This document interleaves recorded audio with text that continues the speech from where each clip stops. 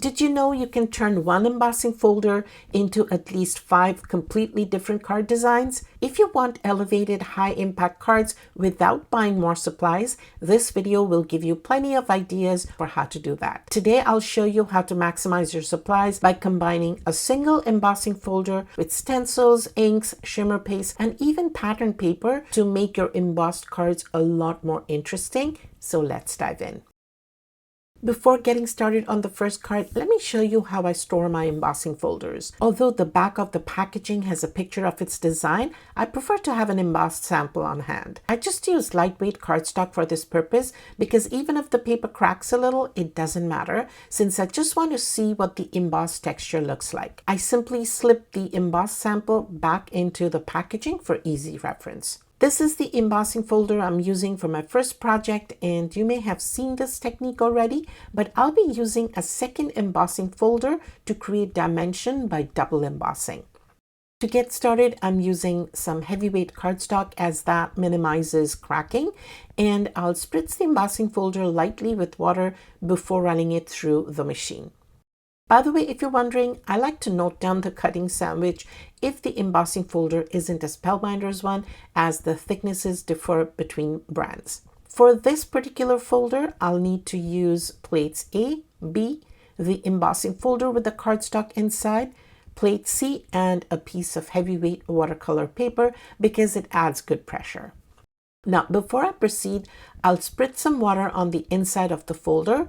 And just to clarify, this isn't a 3D embossing folder, so the need for that extra shim.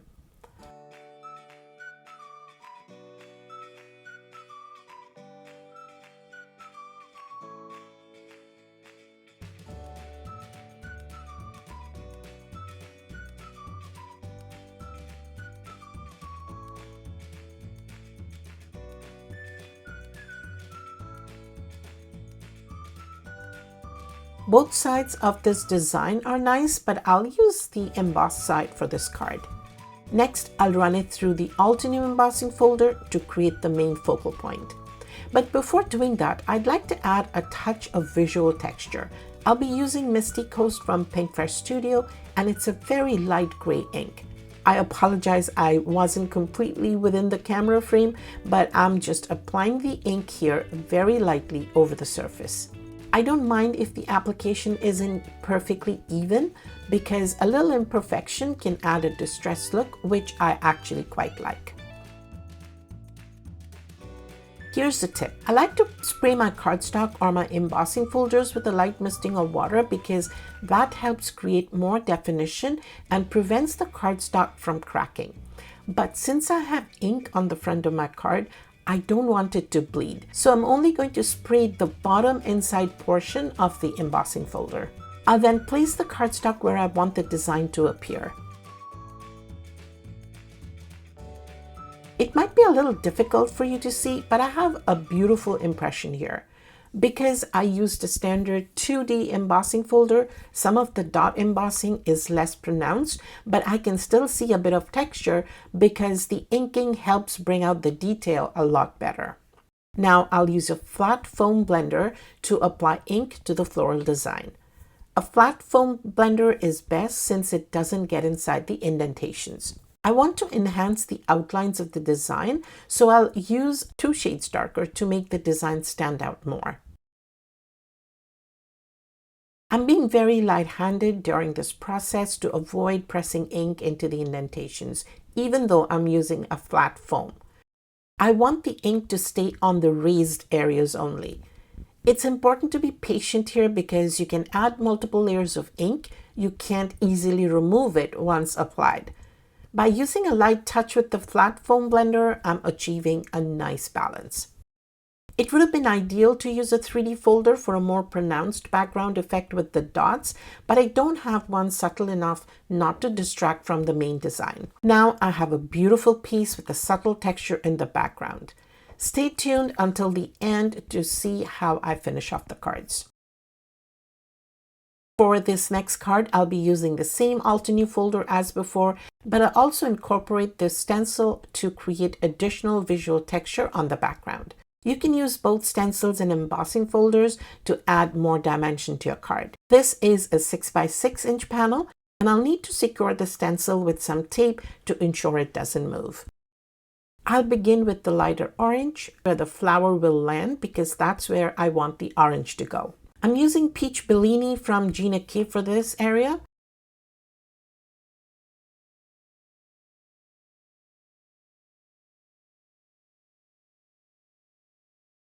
And I think I have a pretty good coverage with the orange now.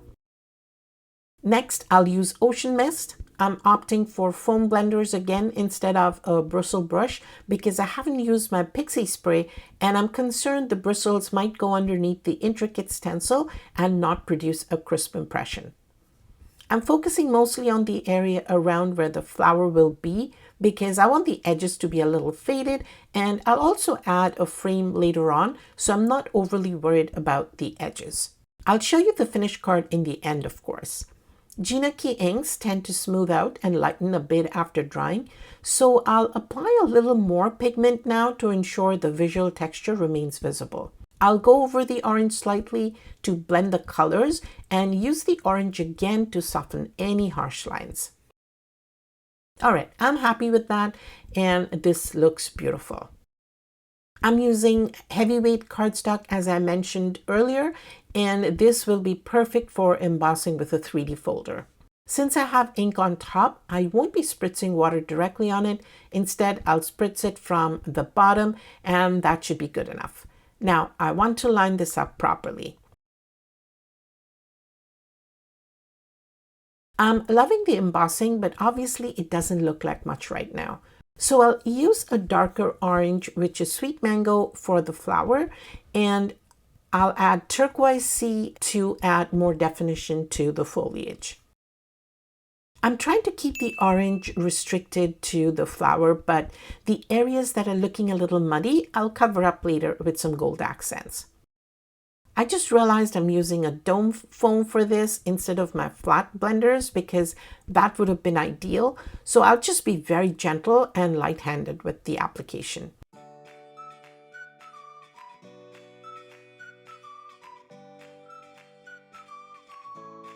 Now that's done, I have one more layer of work left. I'll add a little bit of gold watercolor here to enhance this a little more.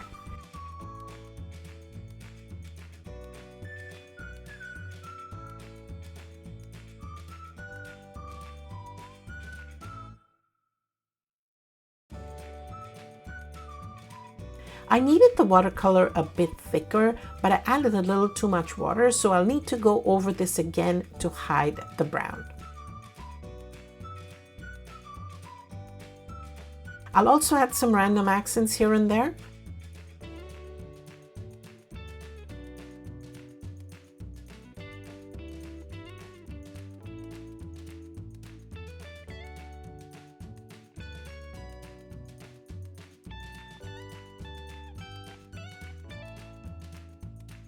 I'll use my heat tool to speed up the drying process.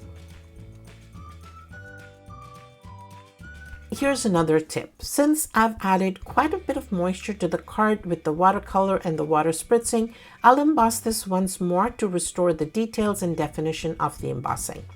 I can fit the panel right back into the folder and adjust it until I feel it's clicked into place.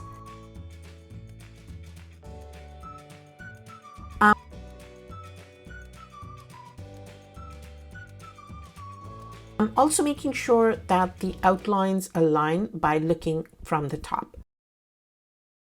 This time I'll emboss without spritzing water because I don't want the cardstock to buckle completely. We are back in business and look at that. The embossing looks more defined now that I've run it a second time. It has a beautiful shimmer and some visual texture on the background. Here's another example using the same embossing folder, but I did it off camera because I didn't want to waste your time repeating the process on camera. This time I embossed on pattern paper. One consideration is that the pattern paper shouldn't be too bold or busy if you're going to only use ink. This one is a bit busy with the script, but the script is tiny and the colors are pretty muted, so it works out well. After embossing, I applied some ink and silver paint to enhance the motif and define the emboss pattern. All I need to do now is add a sentiment, and that's it. And I should also add that this is a great way to use up your pattern paper as well.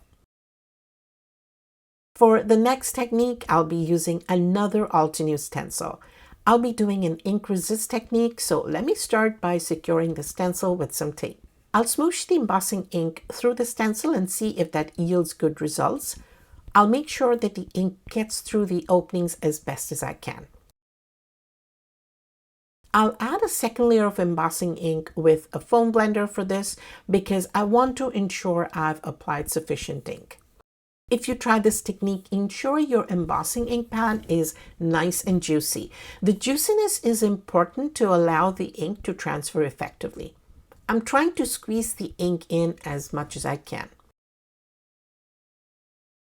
I have a fairly good layer of ink in most places, but I do see that it didn't go down completely in this area.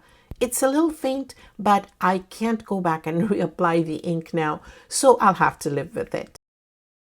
If you're wondering why I didn't bother with anti-static powder, it's because I'm using clear embossing powder, so it won't be visible if it sticks where I don't want it, especially once it's been embossed and then painted over. Look at that beautiful design. I can see some patches here that didn't fully take the embossing powder because the ink application was a little patchy. By the way, I'm sorry about the camera shake. I didn't realize my camera had come loose in its mount. Here's a tip to avoid excessive warping when heat embossing large areas. The first thing is to run the heat tool prior to applying heat because it melts the powder faster when it's preheated. And second thing is to hold the panel flat like I've done here with my magnets. That will cause minimal warping, which you'll see in just a second. The second round of embossing will actually warp it more than the heat embossing does. Now you can see how flat this is. There's barely any warping. And that's because I held it down with magnets like I explained. Now I'll go ahead and emboss this.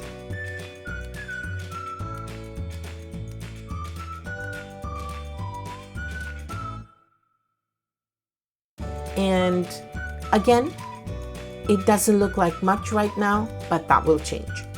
I think I applied too much water, so I'll just dry the panel a little bit. I'll use some white ink on this.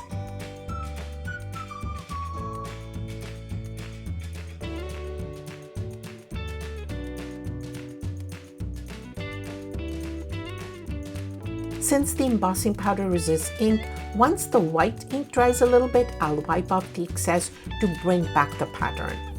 I'll dry the first layer of ink just a little and then repeat with a second application of ink because the white will turn a little gray once the ink is absorbed by the paper fibers. Now I'm quite happy with this.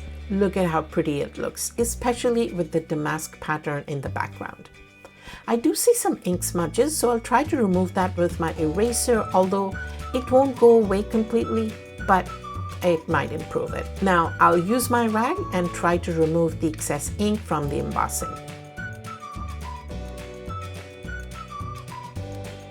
I'll run this through again because with all the rubbing and the ink, the dimension seems to have softened, and I really want the dimension to be very defined.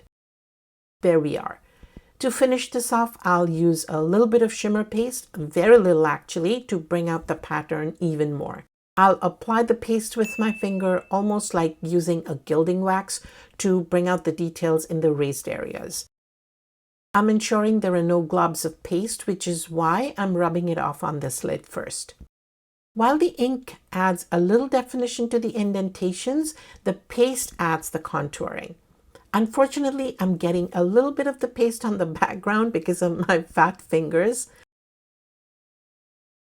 I'm using Altenew's Shimmer Relief Paste in Burnished Platinum. And by the way, if you're looking for the list of supplies, you'll find affiliate links in my blog post that I've linked in the video description. It would help me out a lot if you use the links in case you decide to purchase any of these supplies. While they won't cost you anything extra, it will definitely help out my channel.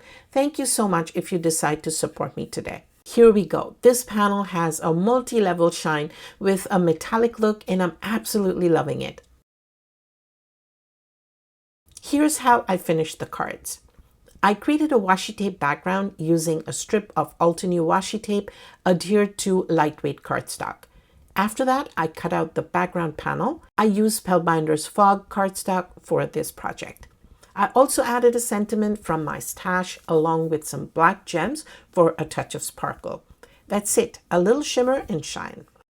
For the second panel made with pattern paper, this one is also very simple because the embossed design does most of the heavy lifting.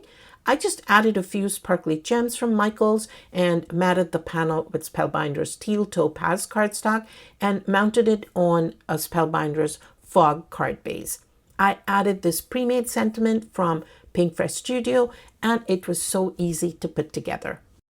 I finished off the stencil background card with a frame created using my postage frame die from Spellbinders and adding a few gems for detail. The white on black sentiment strips are from Uniquely Creative. The next card was made using my rectangle postage dies, again from Spellbinders. I framed the flower design and made an A2 card and added a few gems and a pre-made sentiment. It's quite simple and it could serve as a sympathy card or a get well card. For the last card, I created it off camera, but I recorded a short video coming out soon if you'd like to see the card making in action. This one is simple, but I think it's really elegant. I embossed an oval panel and added some watercolor metallic paint. I used an oval die, which comes from a different set to create the gold mat, but the shape didn't exactly match up to the embossed panel. That's why I thought I'd offset the panel on the mat so it isn't quite so obvious. I was a little hesitant initially, but I actually like how it turned out. I added a happy birthday sentiment and a few gold pearls to finish it off. So these are all the cards I created from just one embossing folder. With a few extra supplies to add visual and physical texture to the backgrounds, you can take your embossed panels to the next level. Overall, they're simple, clean cards, and all of them are really easy to make. In this video, I just barely scratched the surface of how to get started. But honestly, the sky is the limit. And I recently made a video on how to make really easy holiday cards, and you can watch it here.